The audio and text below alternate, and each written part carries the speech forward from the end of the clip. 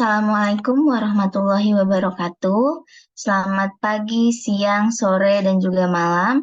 Yang terhormat kepada dosen pengampu kita, mata kuliah Audit Sektor Publik kelas C, yaitu Bapak Trimahendra Rahardian, SE, MSI, HAN, MAK, Certified IA, Certified IPSA. Yang dimana kelompok kami ini, yaitu kelompok 7, ingin memaparkan hasil dari diskusi kami untuk proyek ujian tengah semester pada kasus asuransi Jiwasraya yang beranggotakan ada Indita Nurhaki Abdillah, Dinda Inas Priyanka, saya sendiri Yuri Restu Prawiraniawati, dan juga Desire Dina Syafa. Selanjutnya bisa dijelaskan oleh Desire.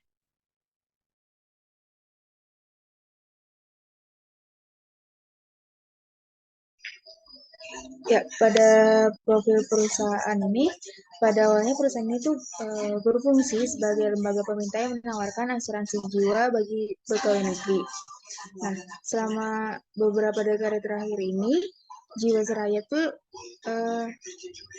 sukses dalam menghimpun dana dari masyarakat melalui produk-produk asuransi jiwanya. PT Asuransi Jiwasraya Persero pertama kali didirikan pada tanggal 31 Agustus 31 Desember 1859. Nah, dalam perjalanannya ini, PT Asuransi ini mengalami beberapa perusahaan, dimulai dengan nama Nilmis dari Belanda. Nah, setelah kemerdekaan Indonesia, Nilmis pun dinasionalisasi dengan nama PT Perusahaan Pertanggungjawaban Jiwa Sejahtera pada tahun 60. Lalu resmi di tanggal 14 Juli 2003. Perusahaan asuransi ini resmi menjadi PT Asuransi Jiwasraya. Nah, next untuk visi dan misi Jiwasraya sebagai berikut. Visi perusahaan itu menjadi perusahaan asuransi jiwa yang sehat dan tangguh. Untuk misinya, yang pertama, menjalankan asuransi jiwa dengan orientasi pelanggan. Yang kedua, menyediakan kanal distribusi yang luas berbasis IT dengan didukung SDM yang profesional. Yang ketiga, menciptakan nilai bagi shareholder dan stakeholder lainnya. Lalu yang terakhir, menjalankan usaha yang sustainable dengan menjunjung nilai-nilai tata kelola perusahaan yang baik. X. Nah, untuk kasus PT Asuransi Jiwasraya ini tuh Jiwasraya mengalami kesulitan dalam membayar kewajiban kepada pemegang polis dan imbal hasil investasi.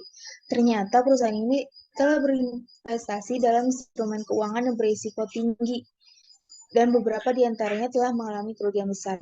Nah, di Jaksa Agung ST Burhanuddin itu menyatakan bahwa Jiwasraya telah mengalokasikan sekitar 95% dari dana investasinya pada aset-aset yang memiliki tingkat risiko tinggi. Nah, beberapa di antara aset yang dimiliki oleh Jiwasraya adalah saham-saham perusahaan terdapat di Bursa Efek yang harganya anjlok. Pada September 2019, skandal lebih lanjut muncul ketika otoritas pengawas pasar modal dan keuangan mulai mengidentifikasi adanya penyimpangan dalam manajemen investasi dan pengelolaan dana oleh Jiwasraya. Nah, penyimpangan tersebut termasuk investasi yang sangat spekulatif dan transaksi yang tidak tercantum dengan benar dalam laporan keuangan di mana ekuitas perusahaan tercatat negatif 23,92 triliun. Next.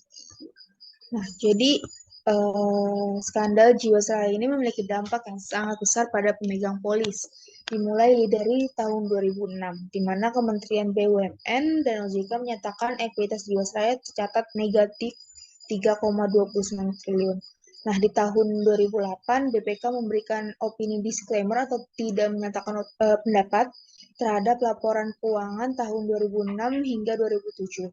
Karena informasi yang disajikan itu mengenai cadangan tidak dapat diverifikasi kebenarannya, di mana defisit perseroan mencapai 5,7 triliun.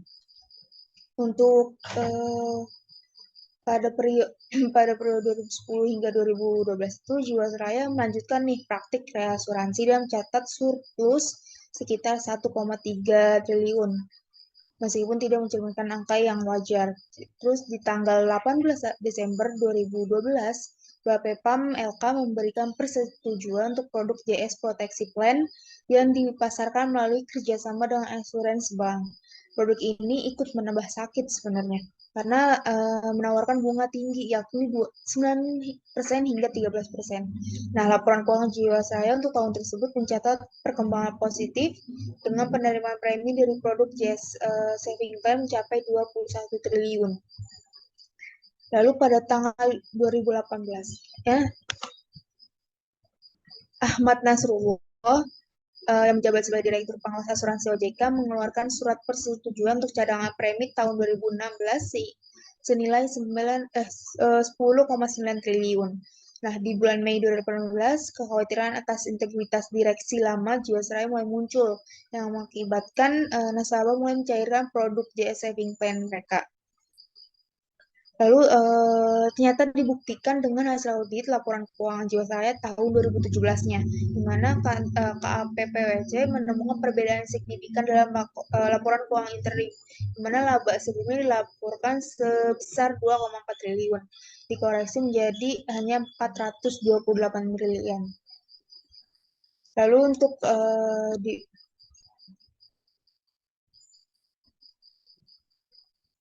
Lalu untuk Agustus 2018-nya, Menteri BUMN Rini Sumarno merespon situasi ini dengan mengumpulkan Direksi Jiwasraya untuk mendalami potensi masalah keuangan yang lebih serius. Nah, di tahun 2019-nya masih berlanjut ternyata ketika otoritas pengawas pasar modal dan keuangan mulai mengidentifikasi adanya penyimpangan dalam manajemen investasi, di mana ekuitas perseroan tercatat 23,92 triliun. Nah, di bulan Novembernya, di bawah kepemimpinan Erick Thohir, melaporkan indikasi kecurangan. Hingga Kejaksaan Tinggi DKI Jakarta juga menaikkan status pemeriksaan dari penyelidikan menjadi penyidikan.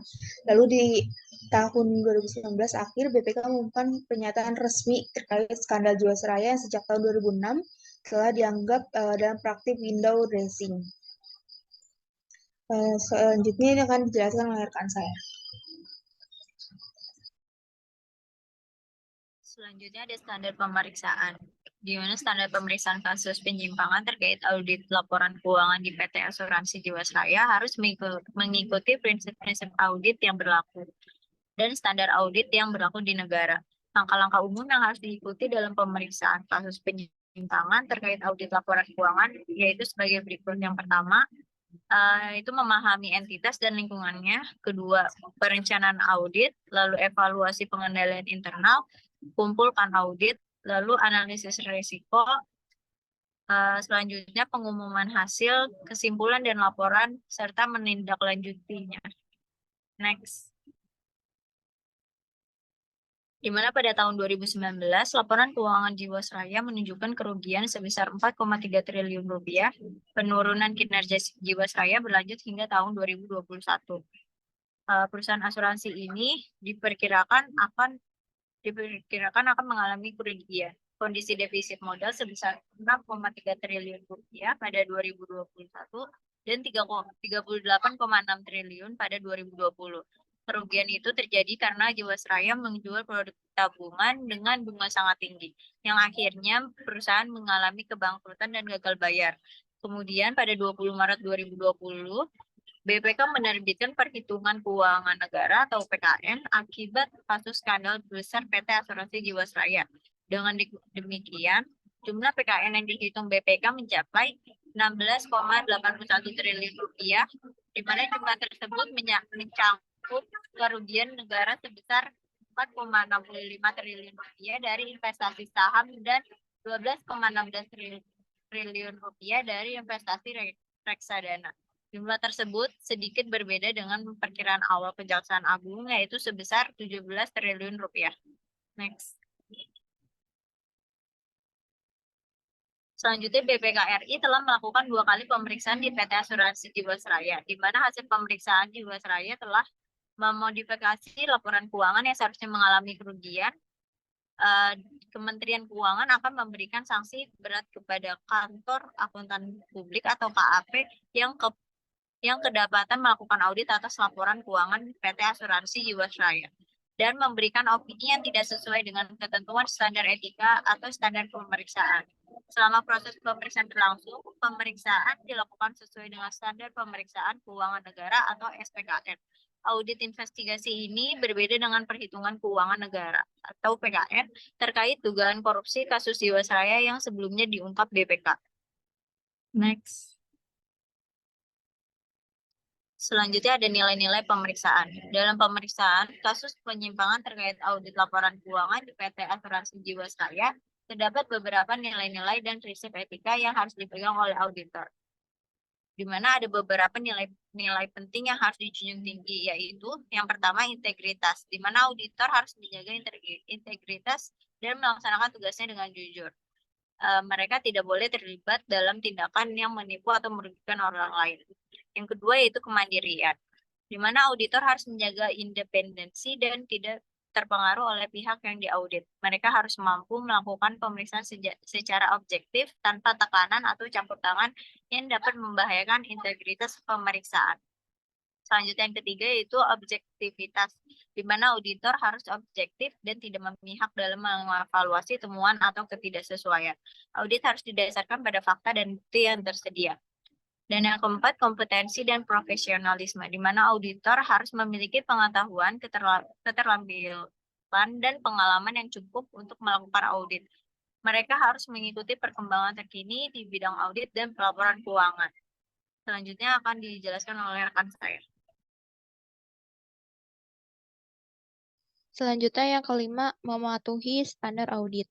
Auditor harus mematuhi standar audit yang berlaku, baik yang ditetapkan oleh regulator maupun yang diakui secara internasional. Mereka harus melakukan audit sesuai dengan prosedur yang relevan. Selanjutnya yang keenam, keamanan. Auditor harus menjaga kerahasiaan informasi yang diperoleh selama audit. Mereka tidak boleh mengungkapkan informasi kepada pihak yang tidak berwenang. Selanjutnya yang ketujuh, tanggung jawab. Auditor harus bertanggung jawab atas hasil audit yang dilakukannya. Mereka harus berkomunikasi temuan dan rekomendasi mereka dengan jelas kepada pihak berwenang. Selanjutnya yang terakhir, memperhatikan kepentingan umum. Auditor harus mengutamakan kepentingan masyarakat dalam melaksanakan tugasnya. Mereka harus berusaha melindungi kepentingan investor, pemegang saham, dan pemangkuan kepentingan lainnya. Selanjutnya yang ke-9, mematuhi hukum dan peraturan. Auditor harus mematuhi peraturan perundang-undangan yang berlaku ketika melakukan audit. Mereka juga harus melaporkan setiap pelanggaran atau penyimpangan yang mereka lihat. Yang ke-10, transparansi. Auditor harus menjelaskan proses audit dan temuannya secara transparan kepada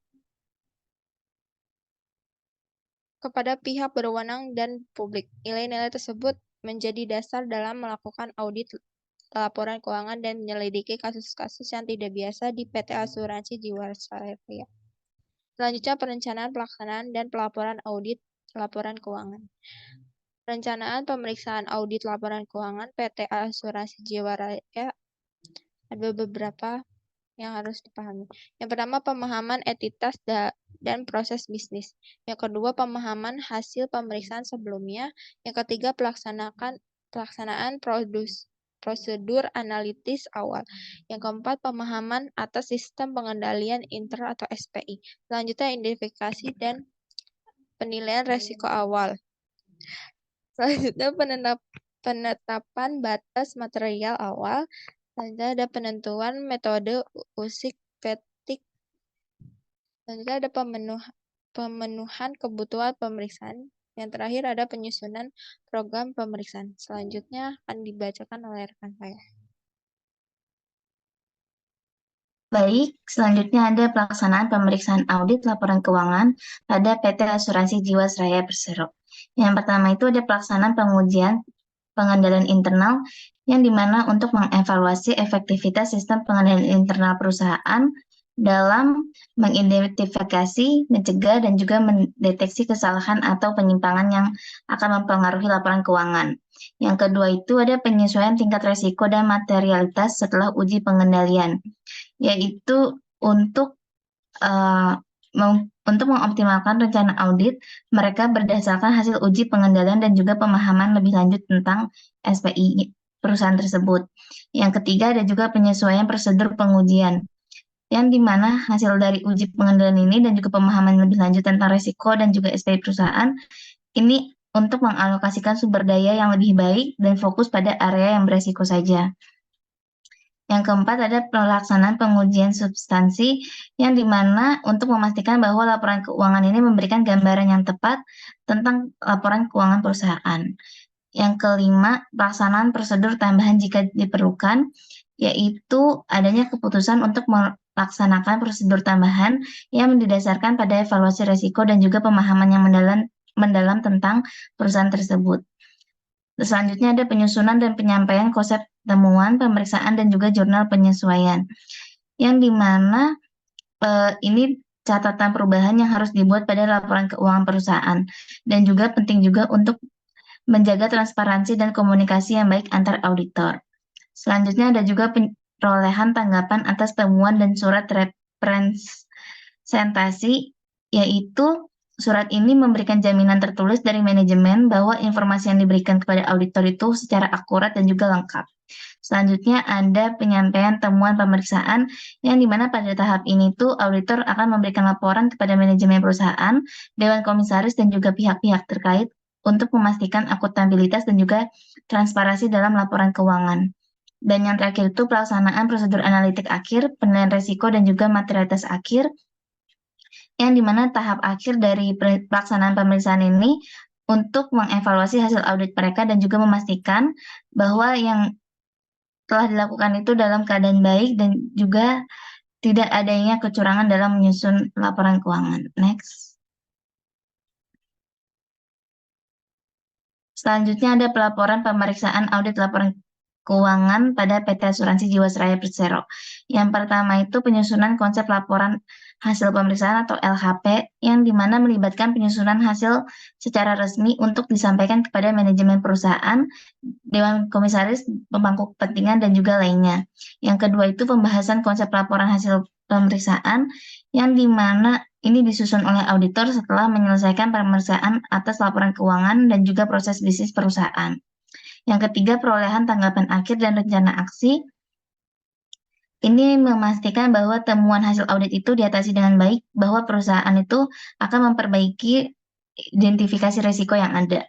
Yang keempat itu finalisasi konsep laporan hasil pemeriksaan, yang dimana tahap ini disusun untuk memberikan gambaran yang jelas dan juga objektif mengenai temuan hasil auditor dan juga rekomendasi apa untuk saran berikutnya. Yang kelima ini penerbitan dan penyampaian laporan hasil pemeriksaan, termasuk tahap akhir dalam proses audit ini untuk merekomendasikan dan juga menyampaikan atas integritas dan juga profesionalisme yang harus dijaga oleh seorang auditor. Next.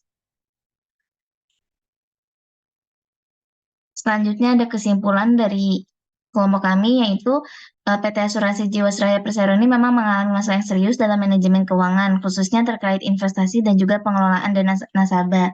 Perusahaan ini melakukan investasi yang berisiko tinggi dan juga tidak sesuai, yang mengakibatkan kerugian yang signifikan. Penyimpangan dalam manajemen investasi ini dan juga pengelolaan dana telah terjadi pada tahun 2010 dengan praktik rekayasa akuntansi yang meragukan dan juga memanipulasi laba perusahaan. Hal ini mengakibatkan defisit modal yang cukup signifikan, dan juga pemeriksaan yang dilakukan oleh BPK dan regulator lainnya itu mengungkapkan bahwa adanya masalah serius dalam laporan keuangan Jiwasraya, termasuk juga dalam opini audit yang tidak sesuai dengan ketentuan standar etika dan juga standar pemeriksaan. Skandal Jiwasraya ini mengakibatkan kerugian besar bagi pemegang polis dan berdampak negatif pada stabilitas pasar keuangan di Indonesia. Next.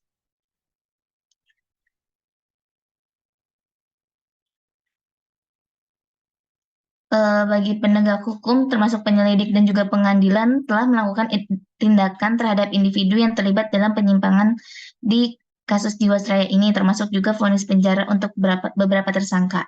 Skandal Jiwasraya telah mendorong pemerintah Indonesia untuk memperketat regulasi dalam industri asuransi dan juga meningkatkan transparansi, dan akuntabilitas dalam manajemen keuangan negara. Auditor dalam kasus seperti ini juga harus menjaga integritas, independensi, objektivitas, serta mematuhi standar audit yang berlaku. Mereka sendiri memiliki tanggung jawab untuk melindungi kepentingan publik dan pemegang saham. Langkah-langkah yang diambil oleh BPK dan Komisi Pemberantasan Korupsi atau KPK untuk mengawasi hasil pemeriksaan ini dan juga mengambil tindakan hukum yang tepat adalah dengan memulihkan keuangan negara. Kasus Jiwasraya ini adalah contoh nyata yang penting betapa pentingnya kalau auditor itu harus transparansi, akuntabilitas, dan juga tindakan hukum yang tegas dalam melindungi kepentingan publik dan menjaga integritas keuangannya perusahaan asuransi ini. Selain itu, kasus ini juga menggarisbawahi perlunya peranan auditor independen dan juga profesional dalam memeriksa laporan keuangan perusahaan tersebut. Next. Mungkin cukup sekian presentasi dari kelompok kami. Kurang lebihnya mohon maaf. Tugas ini kami persembahkan untuk memenuhi nilai uji tengah semester mata kuliah audit sektor publik kelas C. Terima kasih.